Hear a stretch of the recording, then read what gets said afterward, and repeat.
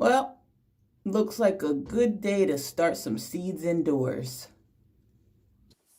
Today I'm going to start seeds in egg cartons. I've already started cutting off these, and that's only because, I don't know, I just wanted to, so it's kind of the way it happened. But anyhow, I'm going to get this set up over here.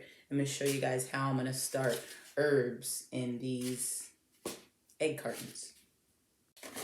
So I already have one done here that I started for on Instagram. I called it the Cliff Notes of seed starting.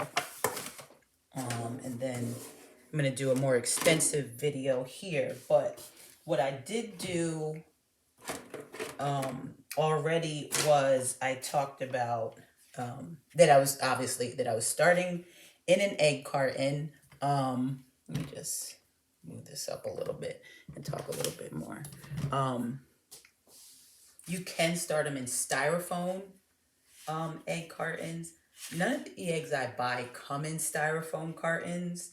And even if I did, I probably wouldn't use them. Well, yeah, I probably wouldn't because it's just not organic. And one of the things that I like about using these cartons are that they're biodegradable. And so what I can do is when whatever seed I've sown in here germinates and grows and it's time to transplant it, I can just cut away this one little cell and just plant the entire thing, transplant the entire thing into whatever pot or in the ground or wherever I'm going to put it, and not have to worry about, disturbing the root system too much. So I prefer a biodegradable container. You can use whatever it is that you choose to use. Last year, I started seeds in those cells that you can find. I guess you can find them at Lowe's or Home Depot or whatever. I think I got those at the dollar store. But it's pointless. Like, why do I need to go spend, I'd probably need 5 or 6 of them and spend the money on it when I always have eggs and I always have egg cartons. These, honestly, were down there from last year sometime because I knew that I'd need them in the beginning of the year. But anyhow, enough about cartons. The point is, use whatever you have. Use whatever it is that you want to use. I do have these, which I did purchase from the dollar store at some point in time. These two are stuck together. But look at that. It's the same exact thing. Deeper container.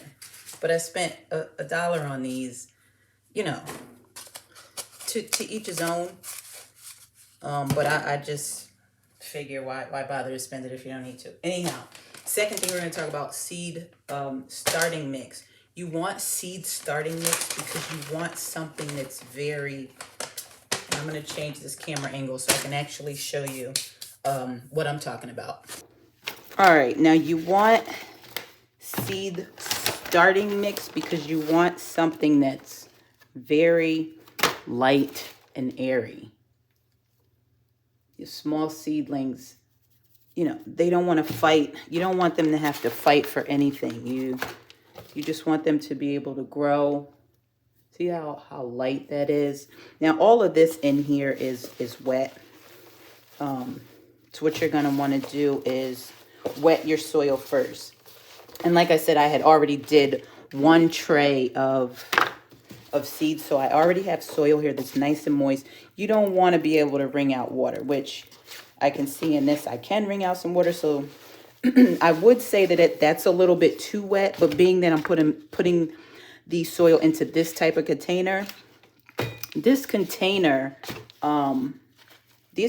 to soak up some of that moisture anyways. So I'm not going to worry about, the fact that I might have watered the soil too much. And it wasn't as if I was wringing that much water out, but just to kind of give you an idea, you don't want it like drenched to the part where, to the point where you're squeezing it and water is, is falling out of your hand. You just want it all nice and moist because you're beginning to create that environment for your seeds to grow. So they need a nice fluffy soil. And let me finish that sentence first. A nice fluffy soil, and they need constant moisture.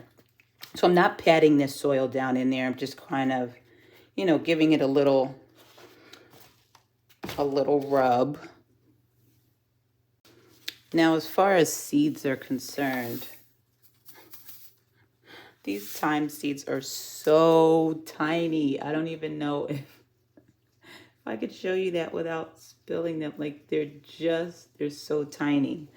But at any rate, I'm just going to pinch a small amount.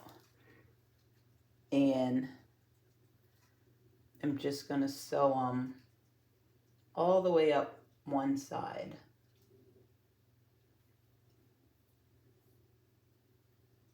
And that's how that's going to go. Now, for herbs, I like to kind of scatter the seeds. For anything else, had this been, you know, kale or onions or carrots or anything like that, I just put 2 seeds per cell. That way, if one doesn't germinate, the probability of the other one germinating are very high. Anytime the seeds are that small, I just cover them with a little bit of soil. I don't push them in. I don't dig a hole or anything like that. You just sow it right on top of the soil. I cover that with some dry soil because I'm going to go over this again with some water and water that all in when I'm done. But first I want to do some lemon basil.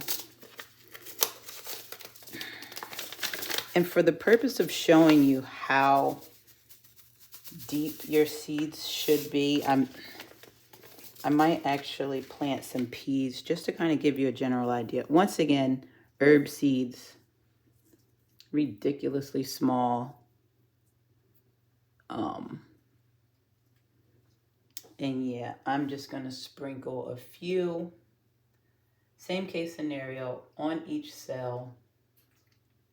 And again, you know, if more than I need germinate, I will just cut them back.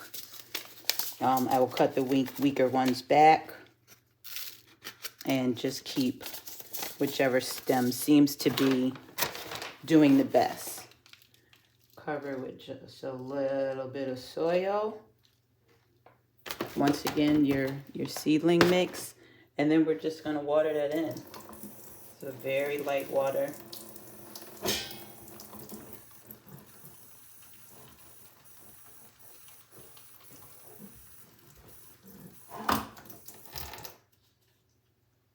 And that's it.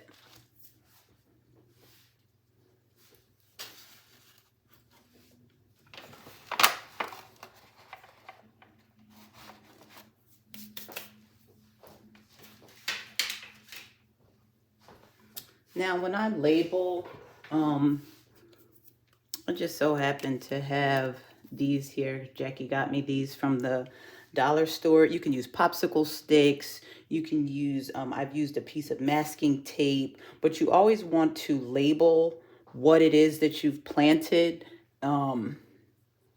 Because believe me, when you get into planting multiple things, for me, I always tell myself that I'm going to remember, and I don't. So just make sure you label everything. This goes like so. And then there you have it. What I'm going to do is put this lid on top of here just to create more heat for this situation. And then I'm also going to put it on top of a heat lamp. I mean, not a heat lamp, a heat mat. All right, so while I'm at it, this is a setup. I'm going to sow some spinach, some beet seeds, some rutabaga seeds, and also some purple peppers in these containers that I showed you. And mainly because I still have this moist soil left, so I'm just going to go ahead and use it. And these are also things that I can start now. Peppers, this particular variety, and also some shishito peppers that I have over here. It says to start these I believe it's 8 to 12 weeks before your last frost date. Yeah. So there's more than enough time for me I could have started them before, but anyhow, I'm going to go ahead and do that now.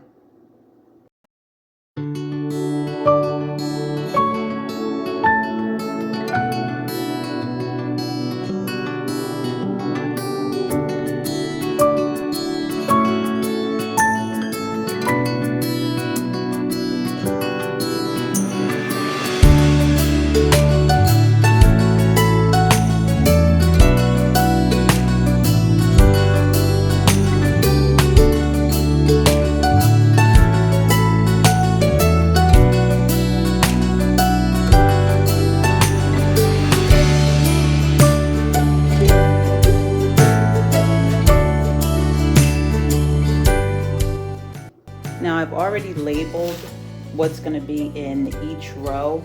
So I have 4 rows of 3.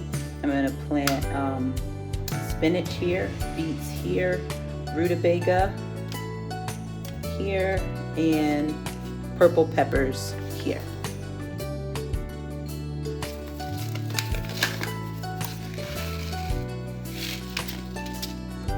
For the spinach seeds, I'm going to put 2 in each cell. And once again, just in case one doesn't germinate, the other one most likely will.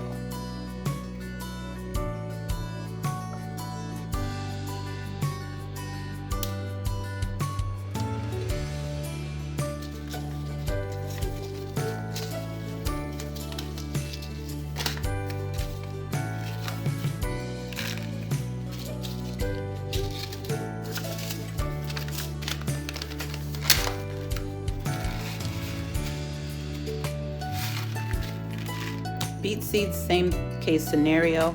Beet seeds are a little bit larger, so when I do put them on the soil, I'm gonna push them down just a little bit. Now, a rule of thumb is, people, how deep do I plant my seeds? It depends on the size of the seed. So you always want the soil to cover the seed for as much space as the seed is, if that makes any sense. So if you can see how big that seed is, you want the soil to cover it by just as much space, which is why the seeds that are smaller, we don't bother to push them in or anything. We just top them with a little soil, and the soil that we top them with is enough to cover that tiny seed. But these in particular, I'm just gonna push it down just a little, because I'm still also going to go over the top of these with a little bit of soil, just to make sure that that's sealed in there. These rutabaga seeds, for as massive as these turnips grow, it's amazing that these seeds are so small. These I'm going to do 2, once again, 2 in each cell.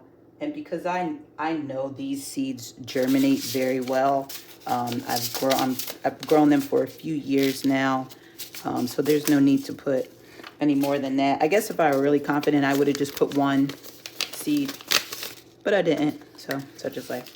Anyhow, peppers. And if you can't identify any other seed, you can definitely identify peppers. They look like exactly like what's inside your pepper when you cut them out. When you cut it, I mean. So yeah, 2 of those bad boys. 2. And again, you don't want 2 plants growing inside of these small cells. So when they germinate, if 2 of them do germinate, you wait and you see which one is stronger, and that's the one that you keep. You cut the other one away. Let me top all of this with some soil, just to make sure that everything is covered. Again, it's not difficult. You don't need measuring cups and spoons, and you don't need to lick your finger and hold it up to the wind. It just is what it is. And the purpose of us starting the seeds indoors is just because for most of us, we don't have that long of a growing season. So imagine if you waited all the way until April to start your peppers. Guess what? You're not getting any peppers. Or you're going to wind up spending way too much money at your nursery or a local big box store, buying their transplants. Anyhow, we're going to water this in. And I like to just do a light over each one. Everything nice and watered. I'm getting ready to put a dome over top of this, and this is also going to go onto the heating mat. All right, last but not least, the seeds need to stay warm in order to germinate, so I'm putting both of these half pans on top of a 10 by 20 heating mat. I'm creating a greenhouse effect by covering them with lids. And I'm going to check on them twice a day, because the last thing I want them to do is dry out. So we're going to always make sure that the environment in here is nice and moist. And we should start seeing some seedlings sprout within 5 to 7 days. And we're now getting our second round of snow, because the 3 to 5 inches that we got earlier wasn't enough. Anyhow, thank you guys for watching. I'll see you in the next video.